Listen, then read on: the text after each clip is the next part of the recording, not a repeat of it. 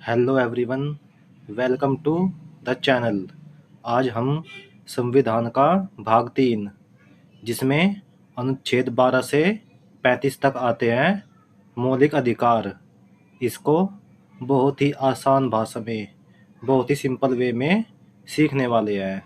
तो चलिए वीडियो शुरू करते हैं। सबसे पहले इसका बेसिक जान लेते हैं। जो मौलिक अधिकार है उनका स्रोत कहाँ है? अमेरिका का संविधान। मतलब हमारे संविधान में जो मौलिक अधिकार आए हैं वो हमने अमेरिका के संविधान से लिए हैं। संविधान के भाग 3 को भारत का अधिकार पत्र यानी मैग्ना कार्टा भी कहा जाता है। अब ये मैग्ना कार्टा क्या होता है गाइस? तो मैग्ना कार्टा अधिकारों का वह पत्र है जो 1215 ईस्वी में इंग्लैंड के राजा किंग जॉन द्वारा सामंतों के दबाव में जारी किया था। यह पत्र नागरिकों के मूल अधिकारों से संबंध विश्व का पहला पत्र था। ठीक है भाई, दोबारा फिर देख लेते हैं इस पेज को। सबसे पहले स्रोत, तो स्रोत कहाँ है? अमेरिका का संविधान। जो हमारे संविधान में मौलिक अधिकार है वो मिले हैं हमको अमेरिका के संविधान से। भारत के संविधान के भाग 3 को भारत का अधिकार पत्र यानी मैग्ना कार्टा भी कहा जाता है। अभी मैग्ना कार्टा होता क्या है? मैग्ना कार्टा अधिकारों का वह प्रपत्र था जो 1215 ईस्वी में इंग्लैंड के राजा किंग जॉन द्वारा सामंतों के दबाव में जारी किया था। यह पत्र नागरिकों के मूल अधिकारों से संबंधित विश्व का पहला प्रपत्र था। ठीक है भाई, उसके आगे बात करते हैं। सबसे पहले इसकी मांग कहाँ पे की गई थी? जो ये मौलिक अधिकार हमारे संविधान में उपस्थित है, इसकी मांग सबसे पहले कहाँ पे की गई थी? तो 1931 में कांग्रेस के कराची अधिवेशन में, जिसके अध्यक्ष कौन थे? सरदार पटेल थे। कांग्रेस के घोषणा पत्र में मौलिक अधिकारों की मांग की गई थी। मौलिक अधिकारों का प्रारूप पंडित नेहरू ने बनाया था। तो ये बहुत ही ज्यादा इंपॉर्टेंट टॉपिक है। सबसे पहला इसमें 1931 में कांग्रेस का क्रांति सम्मेलन था, जिसके अध्यक्ष कौन थे? सरदार पटेल थे। उस कांग्रेस के अधिवेशन में जो कांग्रेस का घोषणा पत्र था उसमें मौलिक अधिकारों की मांग सबसे पहले की गई थी। दूसरा पॉइंट है, मौलिक अधिकारों का प्रारूप पंडित नेहरू ने तैयार किया था। उसके आगे बात करते हैं। भारत के मौलिक अधिकार विश्व के सबसे बड़े मौलिक अधिकार है, जिसमें से भारतीय नागरिकों को सभी तथा विदेशियों को अनुच्छेद 15, 16, 19, 29, 30 के अलावा बाकी सभी अधिकार प्राप्त है। ठीक है भाई, जो भारत के नागरिक होंगे उनको सभी मौलिक अधिकार प्राप्त होंगे, तथा जो विदेशी हैं विदेशियों के लिए भी अनुच्छेद 15, 16, 19, 29, 30 इनके अलावा बाकी सभी मौलिक अधिकार प्राप्त होंगे। ठीक है भाई, मौलिक अधिकारों की प्रकृति सामाजिक है।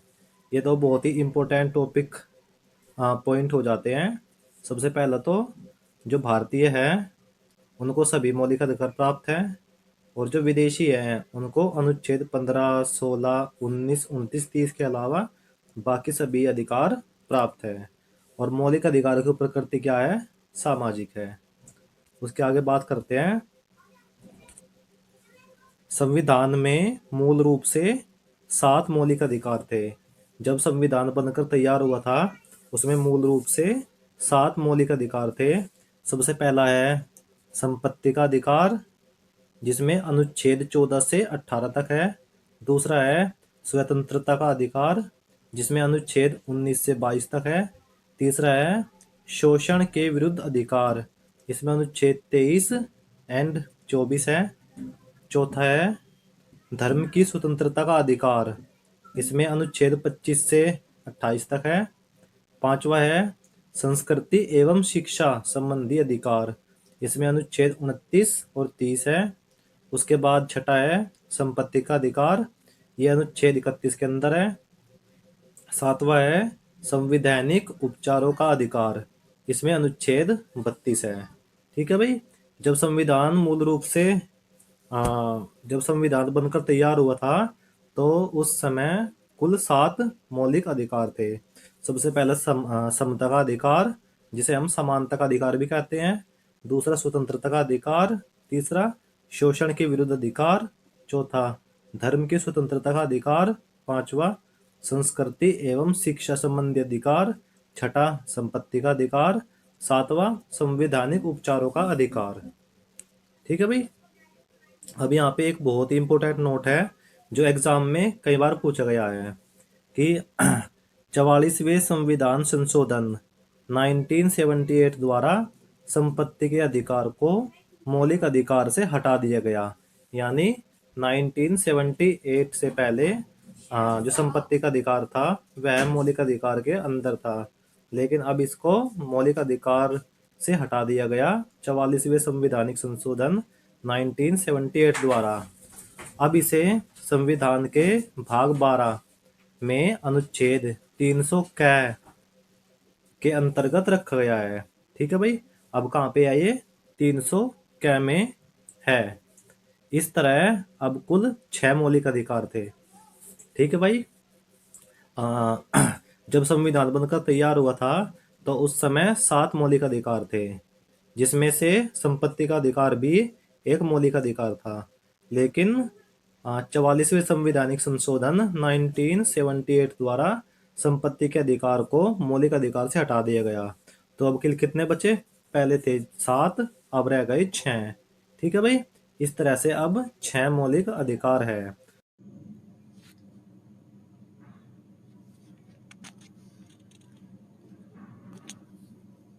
अनुच्छेद 12 में राज्य की परिभाषा दी गई है।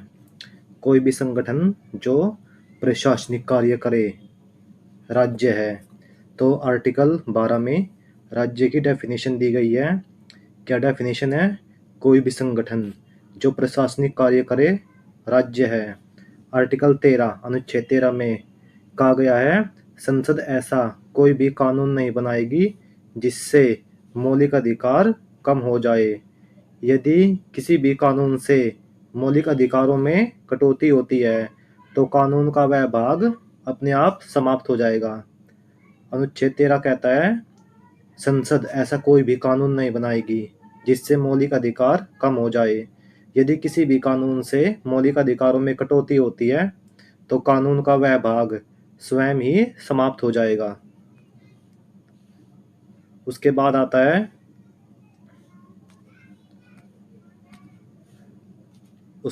है समता का अधिकार। जो सबसे पहला मौलिक अधिकार है समता का अधिकार, जो अनुच्छेद 14 से 18 तक शामिल करता है। तो अनुच्छेद 14 कहता है विधि या कानून के समक्ष समता या समानता। इसका अर्थ यह है कि राज्य सभी व्यक्तियों के लिए एक समान कानून बनाएगा तथा उन सभी पर एक समान लागू करेगा। ठीक है। अनुच्छेद 15 कहता है किसी भी नागरिक के साथ धर्म, जाति, लिंग, जन्म स्थान के आधार पर भेदभाव नहीं होगा। अनुच्छेद 15 क्या कहता है? किसी भी नागरिक के साथ धर्म, जाति, लिंग, जन्म स्थान के आधार पर भेदभाव नहीं होगा। अनुच्छेद 16 कहता है सरकारी पदों को प्राप्त करने के लिए अवसर की समानता। अनुच्छेद 16 में क्या है? सरकारी पदों को प्राप्त करने के लिए अवसर की समानता। ठीक है भाई। उसके बाद आता है आर्टिकल 16 का पार्ट 4। आर्टिकल 16 का भाग 4। इसमें आरक्षण का वर्णन किया गया है। इस अनुच्छेद के अनुसार एससी को 15%, एसटी को 7.5% आरक्षण मिलेगा तथा ओबीसी को अनुच्छेद 40 मिलेगा, जिसके तहत राष्ट्रपति ओबीसी आयोग बना सकता है। ठीक है भाई। अनुच्छेद 16 का पार्ट 4, जिसके अंतर्गत आरक्षण का वर्णन किया गया है। इसमें एससी के लिए 15% तथा एसटी के लिए 7.5% आरक्षण का प्रावधान है। यदि मैं बात करता हूँ ओबीसी की, तो ओबीसी को मिला आर्टिकल 340, जिसके तहत राष्ट्रपति ओबीसी आयोग बना सकता है। तो भारत के पहले राष्ट्रपति डॉक्टर राजेंद्र प्रसाद ने आर्टिकल 340 के तहत 1953 में काका कालेलकर आयोग बनाया, जिसके अनुसार भारत में ओबीसी की आबादी 52% तथा उनके लिए आरक्षण 27% निर्धारित किया गया। ठीक है भाई। तो अनुच्छेद 16 का पार्ट 4, जिसमें आरक्षण का वर्णन किया गया है, इसमें एससी के लिए 15% तथा एसटी के लिए 7.5% आरक्षण का प्रावधान है। यदि मैं बात करूं ओबीसी की, तो ओबीसी के लिए आर्टिकल 340 का प्रावधान है, जिसके तहत ओबीसी आयोग का निर्माण राष्ट्रपति करेगा। भारत के प्रथम राष्ट्रपति डॉक्टर राजेंद्र प्रसाद ने 1953 में काका कालेलकर आयोग बनाया, जिसके अनुसार भारत में ओबीसी की आबादी 52% है तथा उनके लिए आरक्षण 27% निर्धारित किया गया। ठीक है भाई। उसके बाद आता है मंडल आयोग। मंडल आयोग में भी सेम बात कही गई जो काका कालेलकर आयोग में बोली गई थी कि भारत में ओबीसी की आबादी 52% है तथा इनके लिए आरक्षण 27%। ठीक है भाई। मंडल आयोग की रिपोर्ट को तत्कालीन प्रधानमंत्री वीपी सिंह ने 1990 में लागू कर दिया। ठीक है। जो ये मंडल आयोग था, इसने बोला कि भारत में ओबीसी की आबादी 52% है तथा उनके लिए आरक्षण 27%। मंडल आयोग की रिपोर्ट को 1990 में तत्कालीन प्रधानमंत्री वीपी सिंह ने लागू कर दिया। फिर इस आरक्षण को सुप्रीम कोर्ट में चैलेंज किया गया, जिसे इंदिरा साहनी केस कहा जाता है। ठीक है भाई। जो ये रिपोर्ट मंडल आयोग की रिपोर्ट थी 1990 में वीपी सिंह ने लागू कर दी थी, इसको सुप्रीम कोर्ट में चैलेंज किया गया, जिसे क्या बोला जाता है, जिसे बोला जाता है इंदिरा साहनी केस। तो हम ब्रीफ में देख लेते हैं कि इंदिरा साहनी केस है क्या। तो इंदिरा साहनी केस 1990 से 1992 तक चला। इस केस में टोटल 4 सवाल पूछे गए। सबसे पहला सवाल, ओबीसी कौन है?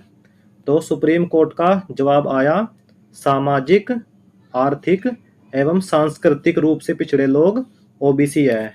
ठीक है भाई। पहला सवाल क्या था, ओबीसी कौन है? तो सुप्रीम कोर्ट ने इसका जवाब दिया, सामाजिक, आर्थिक एवं सांस्कृतिक रूप से पिछड़े लोग ओबीसी है। दूसरा सवाल पूछा गया, ओबीसी को दिया गया आरक्षण किन क्षेत्रों में लागू होगा? दूसरा सवाल क्या था, ओबीसी को दिया गया आरक्षण किन क्षेत्रों में लागू होगा? तो इसका सुप्रीम कोर्ट ने जवाब दिया, सरकारी पदों पर व शिक्षण संस्थानों में। ठीक है भाई। दूसरा सवाल पूछा गया, ओबीसी को दिया गया आरक्षण किन क्षेत्रों में लागू होगा? तो इस पर सुप्रीम कोर्ट का जवाब आया, सरकारी पदों पर एवं शिक्षण संस्थानों में। उसके बाद आता है क्वेश्चन नंबर 3, क्या सभी ओबीसी को आरक्षण मिलेगा? तो सुप्रीम कोर्ट का जवाब आया, नहीं, केवल 6 लाख वार्षिक आय से कम वालों को मिलेगा। जिन नागरिकों की आय 6 लाख प्रतिवर्ष से कम है, उनको ही यह आरक्षण मिलेगा, जो उस समय क्रीमी लेयर की लिमिट थी। ठीक है भाई। वे ओबीसी जिनकी वार्षिक आय 6 लाख से कम थी, वो क्रीमी लेयर के अंडर आते थे। ठीक है। तो क्वेश्चन नंबर 4 पूछा गया, अधिकतम आरक्षण की सीमा क्या होगी? तो इस पर सुप्रीम कोर्ट ने जवाब दिया, केंद्र स्तर पर 50% से कम व राज्य स्तर पर असीमित। ठीक है भाई। तो क्वेश्चन नंबर 3 पूछा गया था, क्या सभी ओबीसी को आरक्षण मिलेगा? सुप्रीम कोर्ट का जवाब, नहीं, केवल 6 लाख वार्षिक आय से कम वालों को मिलेगा। ठीक है। मतलब क्रीमी लेयर में जो आते हैं, केवल उनको मिलेगा। क्वेश्चन नंबर 4 पूछा गया, अधिकतम आरक्षण की सीमा क्या होगी? तो इसका जवाब आया, केंद्रीय स्तर पर 50%, से कम व राज्य स्तर पर असीमित। ठीक है भाई। अब हमने अनुच्छेद 14, 15 व 16 कवर कर लिए हैं। अनुच्छेद 17 आता है इनटचेबिलिटी का अंत। इनटचेबिलिटी मतलब अस्पृश्यता का अंत, मतलब छुआछूत का अंत। ठीक है भाई। तो अनुच्छेद 17 के तहत छुआछूत का अंत।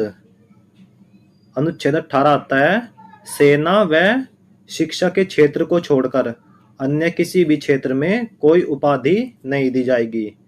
आर्टिकल 18 कहता है सेना व शिक्षा के क्षेत्र को छोड़कर अन्य किसी भी क्षेत्र में कोई उपाधि नहीं दी जाएगी। जैसे एग्जाम्पल के तौर पर जैसे सेना का कोई जवान होता है, उसकी उपाधि होती है कर्नल, जनरल, है ना, ब्रिगेडियर, ये सारी होती है। तो अगर कोई नागरिक चाहे तो अपनी यह उपाधि अपने पास रख सकता है। इसी तरह शिक्षा के क्षेत्र में हो जाती है। जैसे कोई अपने नाम के आगे डॉक्टर लगाता है, किसी ने पीएचडी कर रखी है, डॉक्टर लगाता है, और भी बहुत सारी ऐसी चीजें हैं। ठीक है भाई। तो सेना व शिक्षा के क्षेत्र को छोड़कर अन्य किसी भी क्षेत्र में कोई उपाधि नहीं दी जाएगी। ठीक है भाई। आर्टिकल 17 में है इनटचेबिलिटी मतलब अस्पृश्यता का अंत, छुआछूत का अंत। आर्टिकल 18 में है सेना व शिक्षा के क्षेत्र को छोड़कर अन्य किसी भी क्षेत्र में कोई उपाधि नहीं दी जाएगी। अनुच्छेद 18 को दूसरे शब्दों में हम इस तरह भी कह सकते हैं कि उपाधियों का अंत। बहुत सारी परीक्षाओं में यह क्वेश्चन पूछा जा चुका है कि उपाधियों का अंत भारतीय संविधान के किस अनुच्छेद के अंतर्गत आता है। तो इसका सही जवाब हो जाएगा अनुच्छेद 18। ठीक है भाई।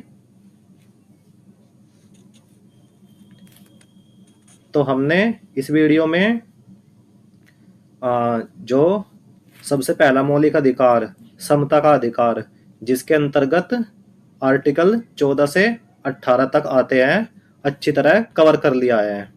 उम्मीद करता हूं दोस्तों आपको यह वीडियो पसंद आई होगी। यदि आपको यह वीडियो पसंद आई है तो प्लीज़ अपने दोस्तों के साथ इसे शेयर करें, लाइक करें और सब्सक्राइब करें हमारा channel. Thank you. Hello everyone, welcome to the channel. आज हम संविधान का भाग 3, जिसमें अनुच्छेद 12 से 35 तक आते हैं, मौलिक अधिकार, इसको बहुत ही आसान भाषा में, बहुत ही सिंपल वे में सीखने वाले हैं। तो चलिए वीडियो शुरू करते हैं।